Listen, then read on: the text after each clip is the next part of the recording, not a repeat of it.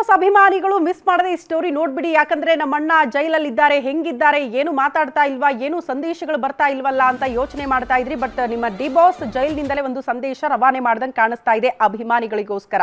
ದರ್ಶನ್ ಪರವಾಗಿ ವಿಜಯಲಕ್ಷ್ಮಿ ಅವರು ಕೂಡ ಒಂದು ಭಾವುಕ ಪೋಸ್ಟ್ ಹಾಕಿಕೊಂಡಿದ್ದಾರೆ, ನೋಡ್ತಾ ಇದ್ದೀರಿ.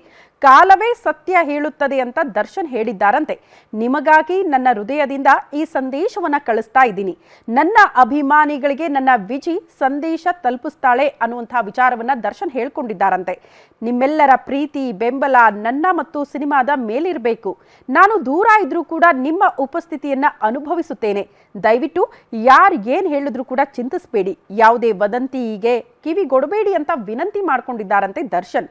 ನೀವು ನನ್ನ ಶಕ್ತಿ, ನೀವು ನನ್ನ ಕುಟುಂಬ ಅಂತ ದರ್ಶನ್ ಹೇಳ್ಕೊಂಡಿದ್ದಾರೆ. ನೀವು ನನ್ನ ಮೇಲೆ ಇಟ್ಟಿರುವ ನಂಬಿಕೆಯಿಂದ ನಾನಿದ್ದೀನಿ. ನನ್ನ ಈ ಹಂತದಲ್ಲಿ ನನ್ನ ದೊಡ್ಡ ಶಕ್ತಿ ನೀವೇ ಅಂತ ಪೋಸ್ಟ್ ಹಾಕಿದ್ದಾರೆ ವಿಜಯಲಕ್ಷ್ಮಿ. ಅಂದ್ರೆ ವಿಜಯಲಕ್ಷ್ಮಿಯವರು ದರ್ಶನ್ ಅವರು ಕೊಟ್ಟಿರುವಂತಹ ಸಂದೇಶವನ್ನ ಈ ರೀತಿ ಪೋಸ್ಟ್ ಮಾಡ್ಕೊಂಡಿದ್ದಾರೆ. ಡೆವಿಲ್ ಸಿನಿಮಾ ಗೆಲ್ಲಿಸಬೇಕು ಅನ್ನೋದಷ್ಟೇ ನನ್ನ ಕೋರಿಕೆ ಅಂತ ಕೇಳ್ಕೊಂಡಿದ್ದಾರೆ.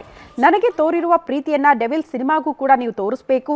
ನನ್ನ ಸುತ್ತಲೂ ಗೋಡೆಯಂತೆ ನಿಂತಿದ್ದಕ್ಕಾಗಿ ಧನ್ಯವಾದಗಳು ಅಂತ ದರ್ಶನ್ ತಮ್ಮ ಅಭಿಮಾನಿಗಳಿಗೆ ಹೇಳ್ಕೊಂಡಿದ್ದಾರೆ.